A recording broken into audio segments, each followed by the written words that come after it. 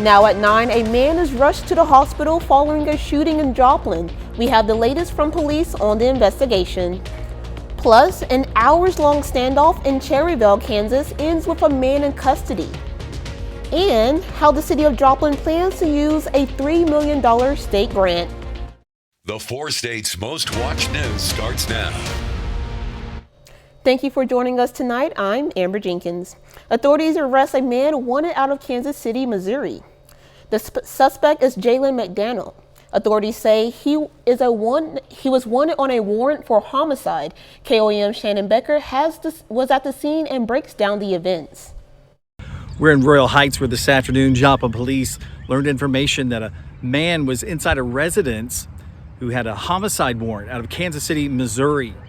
A Joplin police officers' SWAT team responded to the area and did what they call a contain and call out, saying the person's name, giving them specific directions to come out with their hands up.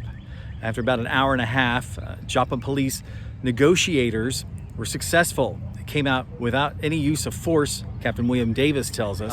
Our negotiations team did a fantastic job and worked to try to convince him to come out, and was great for not only his safety but the officer's safety and all the citizens that live here in the area as well. We want to thank everybody here in the neighborhood for staying indoors and locking their doors, and we really appreciate that cooperation. It was the 1800 block of North St. Charles. More information on our website. In Royal Heights, I'm Shannon Becker for KOAM News Now. An hour-long standoff in Montgomery County ends in the morning with a man in custody. Investigators have not released many details yet. We do know that Cherryville Police and Montgomery County deputies responded to the area of 4th and Carson Street late last night. At the time, they asked residents to avoid the area if possible. The incident prompted Cherryville Thayer schools to cancel classes and events for the day.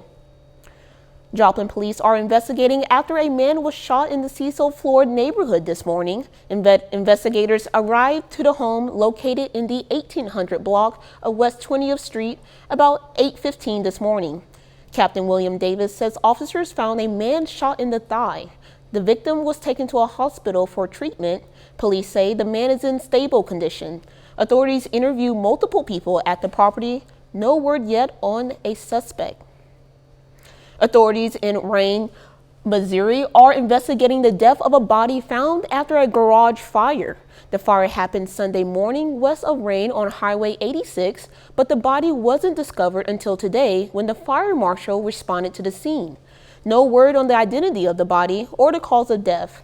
The cause of the fire is still under investigation. Chief Meteorologist Dud Hetty joins us with the first look at weather. Well, it turned out to be a chilly one for us today. We had some clouds, even a random shower early this morning, and then plenty of sunshine this afternoon. But we only got up to 49. We started at 39. We should be at 64. That's 15 degrees shy of where we should be. But we are going to start to warm back up. It looks pretty good. A few mid upper level clouds just to our west, but most of the central plains pretty quiet. So this is our weather for tomorrow and Thursday before our next storm system rolls in. It's kind of cold. Look at this. Upper 30s, lower 40s across the region. So into the morning, we're going to drop into the 30s, eventually down to about 33 later on tonight. So it is going to be a cold one, but we are going to start to warm back up. Warming up tomorrow. We do have a thunderstorm threat by Friday. Some of those could be strong, so we're going to be talking about that here in just a bit. The city of Joplin receives a $3.5 million grant from the state of Missouri for community rejuvenation efforts. KOAM Yana Hatula talked with city officials and a local realtor about the current housing situation in town. The City of Joplin is putting effort in community rejuvenation. The city will provide a match for $3.5 million awarded by the Missouri Department of Economic Development and funded through American Rescue Plan Act, totaling to $7 million of funding. It's going to do a lot to make housing more attainable. It's going to also help improve our existing housing stock. So Joplin will see a lot of real and significant improvement as a result of these one-time funds being delivered to the city of Joplin. The city sees 3 scenarios: tornado recovery, job commuters, and elderly population creating demand in housing. I think we have to a tune of almost 1,000 units going up in Joplin area right now. rental units, and again, it's just trying to catch up with the demand. Local realtor in Joplin says housing prices are comparably stable to what they were last year, and people may need to make decisions on houses more quickly. People are looking at housing. Some people are trying to transition out of as school ends. They're trying to time their move for early summer, so they're doing a lot of preliminary looking, and things are going under contract now with the intention of them closing in May, and people will finish out the school year where they are if that's a factor for them. City's housing study shows there is demand for all types of housing. We're looking at bringing up what we used to call the JHAP program, which provides housing assistance and closing costs to purchase a new home. In Joplin, Janna Haudala, KOAM News. Officials say after the city's housing study was released last year, they saw a lot of interest in people building new housing in Joplin.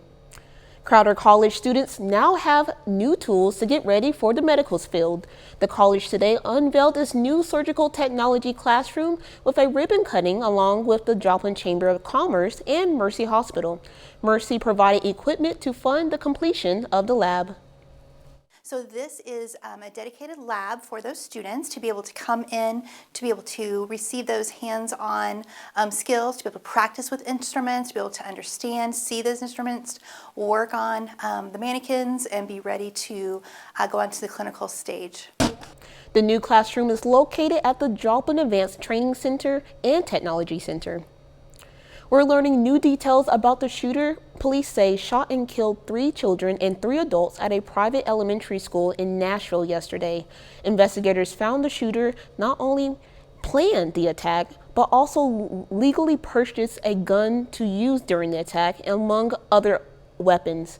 Fox News multimedia reporter Madison Chaparno has the story. Police speak to the parents of the 28-year-old who shot and killed 6 people inside the Covenant School, a private elementary school in Nashville. While an exact motive is still under investigation, authorities are getting a clearer picture of the main suspect. She was under care, doctor's care, for an emotional disorder. The suspect's parents telling police they believe their child should not have owned a gun. In fact, they were under the impression the suspect had sold the one gun they knew of. In reality, when searching the family home, police found multiple weapons, which the suspect kept hidden. We found that she had purchased 7 firearms from 5 local gun stores. They were all legally purchased. The shooter, a former student at the Covenant School, was shot and killed by responding officers some 14 minutes after the attack started Monday morning. Body cam footage released Tuesday shows how responding officers encountered the shooter on the 2nd floor of the building. We have no evidence that individuals were specifically targeted. This school, this church building, was a target of the shooter. As police investigate, the community is rallying together. I'm a 101-year-old, and I've done a lot of things, but this really hurts. And I just hope they're all with God. The president also calling on Congress to do more to pass an assault rifle ban. This should not be a partisan issue. It's a common sense issue. We have to act now. The White House hasn't said if the president is planning to travel to Nashville or if he will speak to the victims' families. In Nashville, Tennessee, Madison Scarpino, Fox News. Coming up, getting answers about a major issue. A former food safety official testifies on Capitol Hill about last year's baby formula shortage. I'm Mike Emanuel in Washington. What he told lawmakers about the FDA's response next. Eye-opening accusations made by top food safety official concerning last year's baby formula shortage. House lawmakers held a hearing today looking to get more answers about the recall and the FDA's response. Fox News Chief Washington correspondent Mike Emanuel has the details.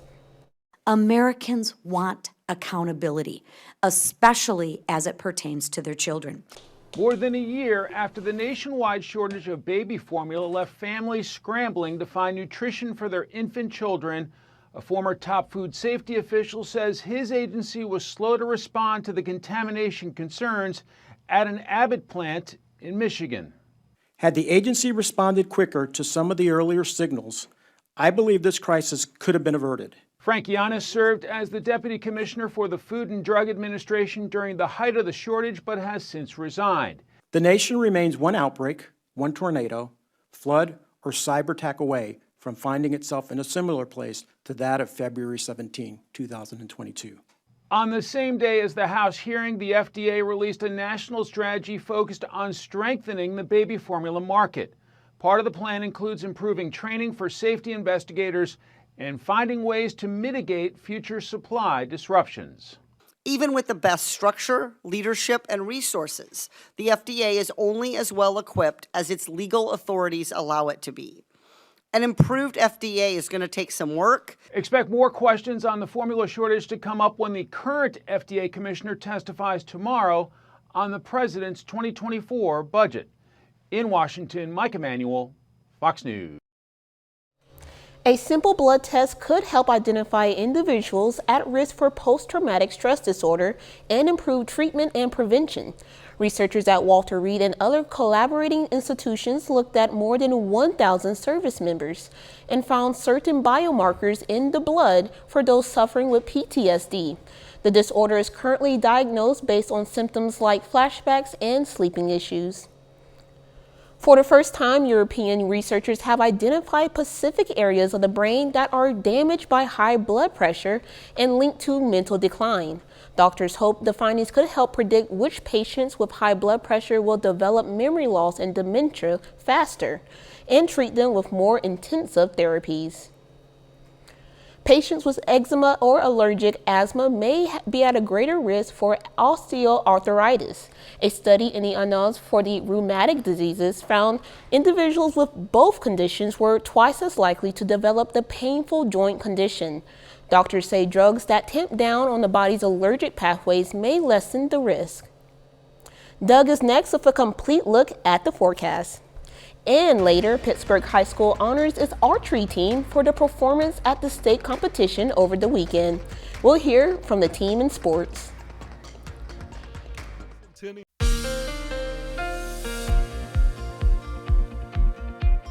Well, it was a chilly day for us today. Temperatures only into the upper 40s to near 50. We had some clouds, random shower during the morning hours. Plenty of sunshine during the afternoon. Indigo Sky Casino and Resort.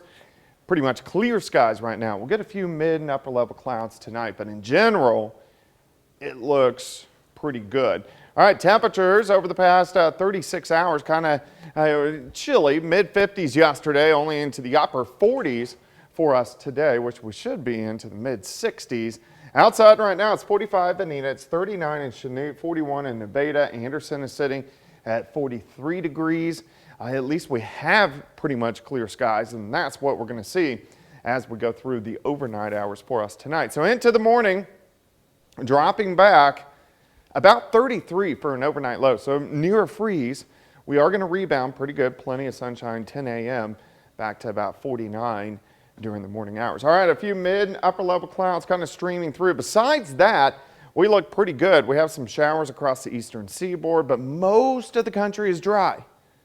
And then you hit our next storm system. This storm system is the one that's going to roll in Thursday night into Friday, giving us chances for showers and thunderstorms. Until then, I think we look okay. All right, a few clouds skirting through tonight. 32 in the morning in Stockton, 34 in Anderson, 32 in Pitt, Bartlesville down to about 35.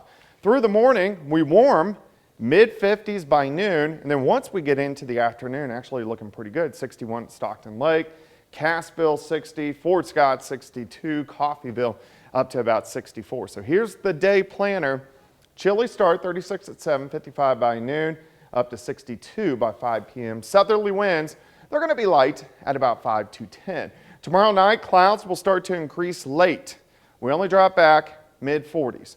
Let's go into Thursday. A lot of mid, a lot of upper level clouds. The winds pick up a little bit. We go into the mid 60s for highs. And then Thursday night, we'll see if any thunderstorms can get going down across parts of Oklahoma and see if we can get a few in here by Friday morning. So we are going to have a shot for some thunderstorms Friday morning, but then once we pass that, I think the heaviest storms are going to be mainly to our east. So a very low severe threat Thursday in central Oklahoma.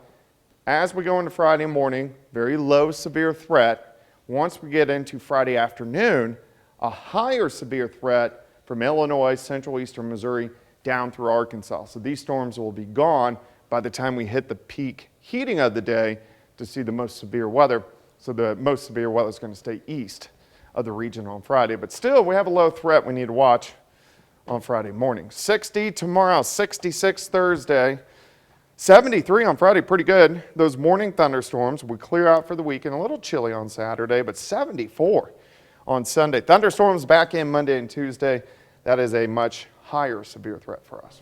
Well, I mean, at least we have a couple of good, nice, pretty days in between the storms. Yeah, it looks pretty good overall. Nice. We move into April here. Gosh, what, Saturday? Yes, yeah. That quick, right? Crazy. So. Thank you, Doug. Yep. Coming up, making sure we don't see another bank collapse. Regulators got an earful from senators about their reaction to 2 recent bank failures. I'm Caroline Shively in Washington. I'll have that story coming up.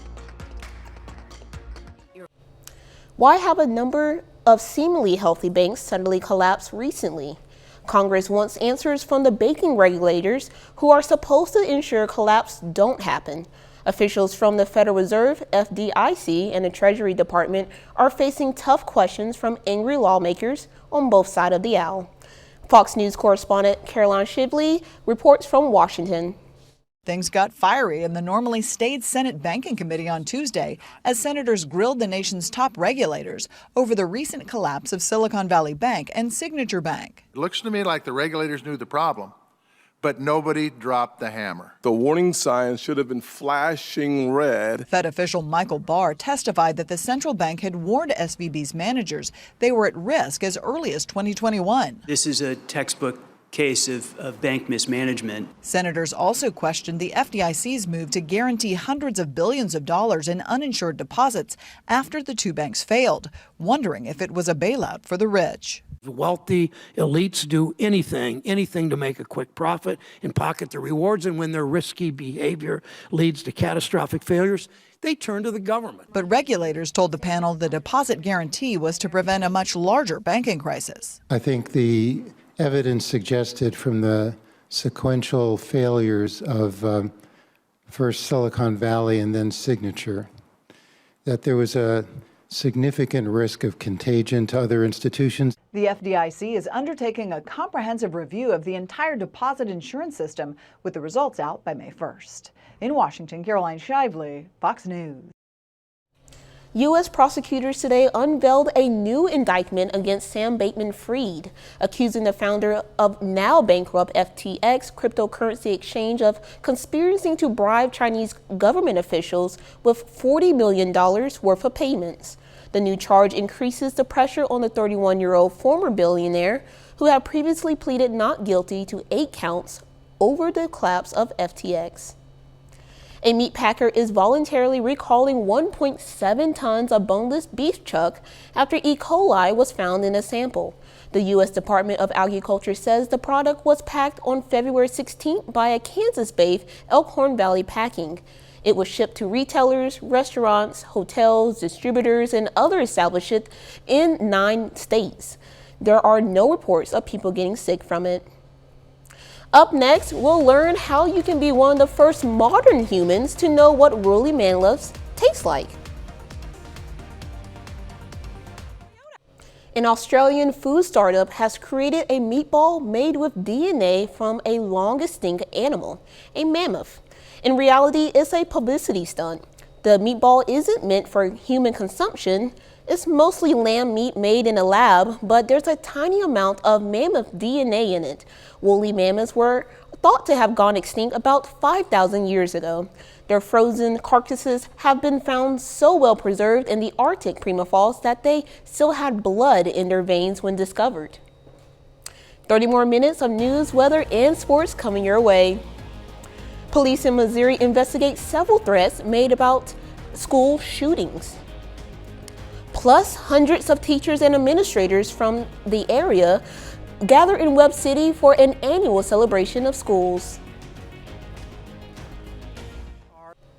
Law enforcement agencies across Missouri are still trying to figure out who made dozens of fake 911 calls about school shootings yesterday. Apparently, the calls all likely came from a single source. Reporter Elizabeth Van Metre spoke with investigators who say the people behind the fake numbers should know they are easy to trace. Within a few minutes, I can create a fake phone number to call or text really anyone. Like right now, I'm calling myself as KY3 News. But like all technology, there's always proof left behind. Right away from there, you can start sending texts, you can start calling. Ethan Cox, who owns a cell phone repair store in Springfield, says it's pretty easy to do. It literally takes less than 5 minutes, I would say, for most people that are pretty smart and know how to use phones. The same sort of technology was used Monday, alerting several schools of a shooting. He says the technology is more commonly used for prank calls. It is just teenagers trying to have fun, but unfortunately in other situations, some severe bad things can happen. Sergeant Mike McClure was one of the ones who responded to the calls made Monday. He says if you think you could pull off a spoof or swatting call, to think twice. Understand that there are others that are even smarter than you that will figure it out, and they're on our side. A lot of the local law enforcement agencies will crack down on it. They'll figure out, if they can get a hold of the number long enough, who's calling. They can track the IP number of it, as I'm sure you're all aware. Carthage High School and Call Junction High School were also victims of fake swatting calls. The phone calls and texts across the state alerting authorities of a school shooting aren't new. Similarities have been popping up across the United States. Back in November, a threat came to Hillcrest High School, which is still under investigation. More than 400 teachers and school administrators from the area districts came together in Webb City to celebrate school. The 24th annual celebration of schools is a chance for educators to be recognized for all their hard work and to receive some rewards. Those rewards include the Southwest Center Trailblazer, Friend of Education, Teachers of the Year, and the Doctoral Cade Service Award. What you see tonight, you see teachers who have formed great relationships with their students, because really without that relationship we can't begin to teach, and we certainly can't expect a student to learn if they don't respect you first. And so that's just, we are in a room tonight of 400 plus people who love public education and are great at what they do. 41 school districts took part in the event. Missouri Southern today played host to some future scientists. The university hosted its annual regional science fair. It features high school and middle school students from more than a dozen counties in southwest Missouri and southeast Kansas. There were 64 projects in total, ranging from behavioral and social sciences to chemistry and astronomy. Research is hard, but it's all worth it in the end. You feel very accomplished, and I'm excited to continue with it throughout my life. I'm hoping to do individual research throughout college as well. The winners receive medals and cash prizes and the opportunity to compete in bigger science fairs. Crowder College hosts its Spring Career Expo today. The event was at the Bob Snyder Gymnasium at Crowder's Neosho campus from 10 a.m. till 2 p.m. The event was free and open to the public, and it was a good way for people to connect with area businesses and network.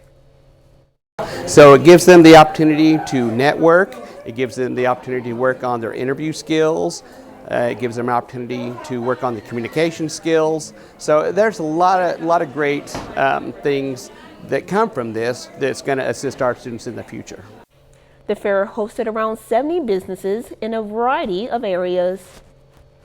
Kansas State University's president is in Crawford County as school hosted an open forum for the community. The day is full of events started this morning at the Girard Civic Center.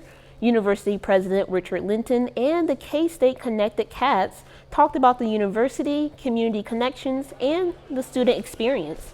There were a lot of programs to look at, no matter your passion. I think it's just, kind of finding your passion, and, there's a million programs, and just really focusing on, what you want to do and asking questions and getting help so somebody knows the answer. A session about community cooperation and advancing economic prosperity took place earlier this afternoon in Pittsburgh. A bit later, why some travel industry experts are worried companies might not be currently able to handle a return of pre-pandemic levels.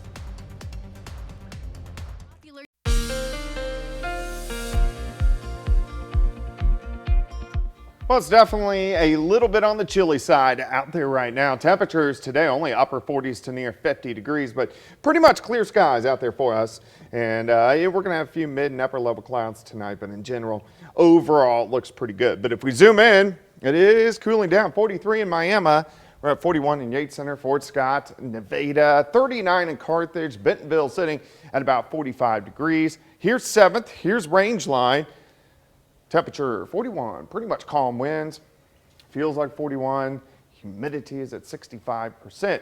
Through the night, we slide back through the 30s, lower 30s for overnight lows, but we start with sunshine, actually push 50 by the time we get into mid to late morning.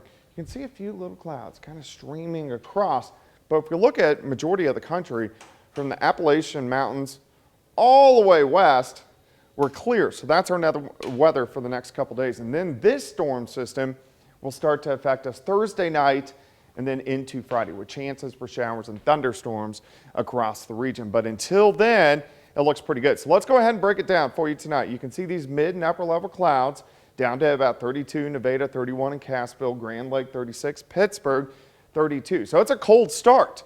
By noon, we're into the mid 50s across the board. Look at the southerly winds helping us warm up, but they're going to be fairly light tomorrow. And then once we get into the afternoon, I think we should go 60 to about 62, which is pretty good.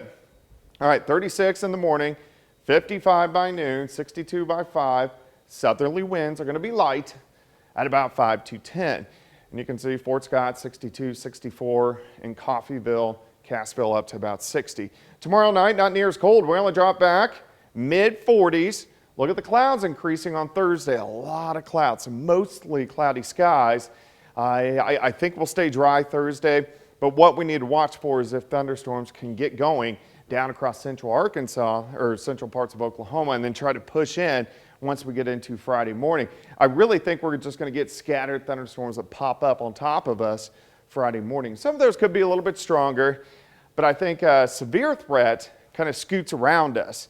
A low severe threat in Oklahoma on Thursday. Very low threat for us Friday morning.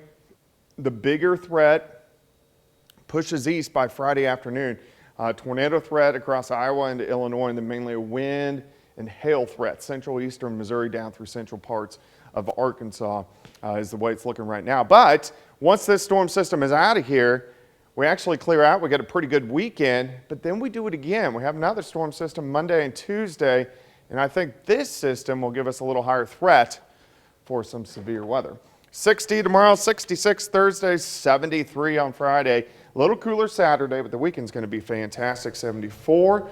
Once we get to Sunday, chances for thunderstorms Monday and Tuesday. Wow, well, it's more than just spring in the 4 states. Yeah, it feels pretty good, really. It's a very broad variety. Oh, yeah, but that's hey. what we get. Thank you. President Joe Biden says he is planning to go to Mississippi soon as the survey to damage from this weekend's deadly tornadoes. Those storms killed at least 26 people and injured dozens more. They also leveled the neighborhoods and knocked out power to thousands of people. Mississippi Governor Tate Reeves declared a state of emergency in all affected counties. Biden previously issued his own disaster declaration to free up resources to help the area. Coming up in sports, the Missouri Southern baseball team picks up a big win on the road against Rogers State. Plus, Pittsburgh Purple Dragons opened the season at home against Chanute. Jacob Leonard has those highlights and more after the break.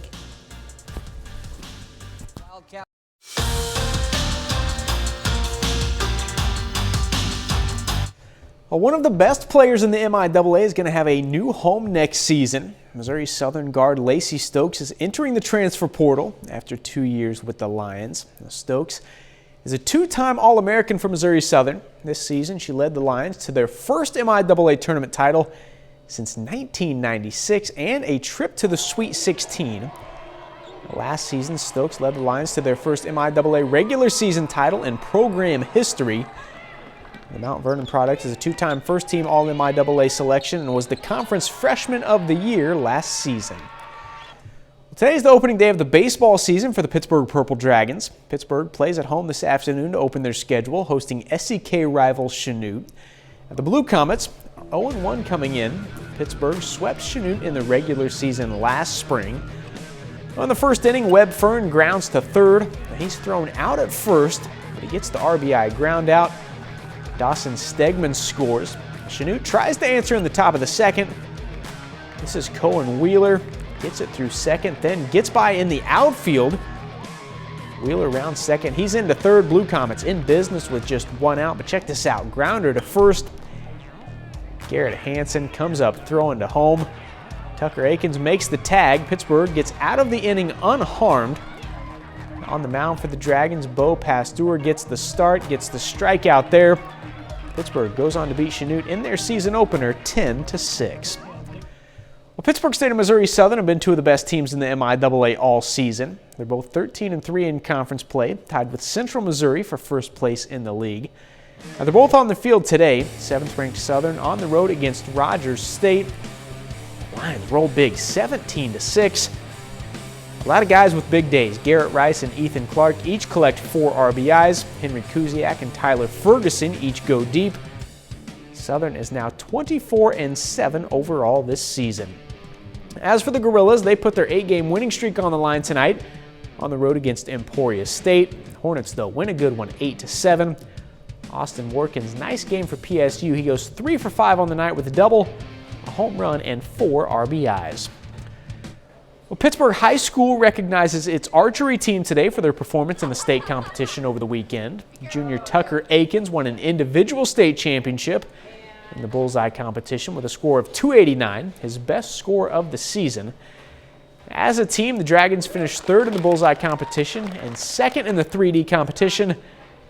They will send 5 to the national championships in May. This was really his PR in a tournament. He shoots that and higher at practice, but it's a whole different ball of wax when you go and you're at a tournament with, 70 other people shooting at the same time. That tournament's a big tournament. There's a lot of people there. I was a little nervous, but main thing is just relax and do what you can do. I mean, it's archery. Things are going to happen. There's going to be a bad arrow here and there, but it was pretty fun. It means a lot. I'm glad I was able to be a state champion. And that's it for sports. We're back with more news after this. The spring break travel rush is on, and the surge in demand is raising concerns in the industry as they continue to struggle with staff shortages and aviation incidents. Reporter Pete Tunden has more from the Reagan National Airport in Arlington, Virginia.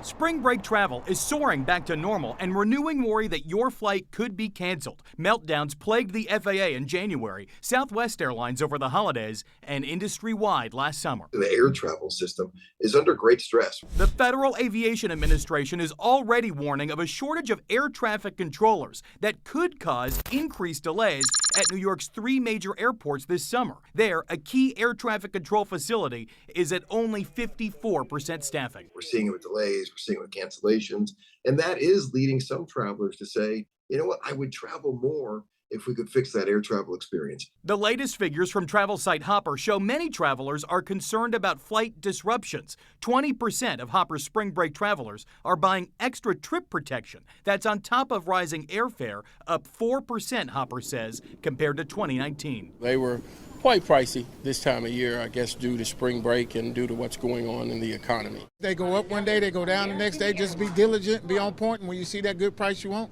hit the button.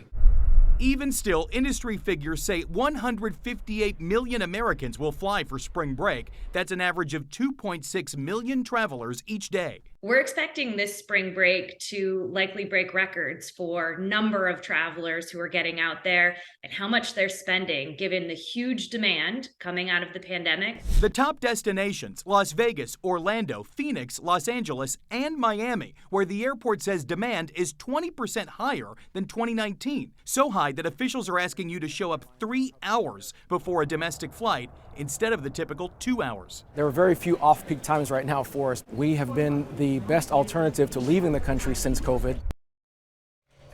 A new report shows a boost in customer confidence when it comes to the strength of the economy. Business Group, the Conference Board's Consumer Confidence Index for March was 104.2. That's up from a revised reading of 103.4 the month before, and higher than what economists were expecting. The survey indicates consumers aren't very worried about their own banks after the Silicon Valley Bank collapse. Coming up, we'll hear from a high school softball player who went viral after using the oldest trick in the book. The video of a softball base runner fooling a catcher has gone viral after the runner used the oldest trick in the book, and even she was amazed that it worked. Jan Moose has the play-by-play. Forget strikeouts, this was a fake out. Jada Walton from Carthage High School in East Texas headed for home plate. Almost got tagged out and then pointed to first base.